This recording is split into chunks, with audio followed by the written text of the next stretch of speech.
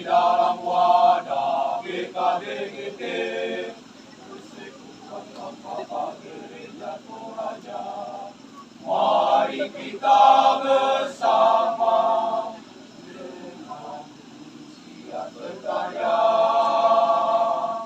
menyatakan ibadah, membina keluarga, wujudkan tripanggilan gereja.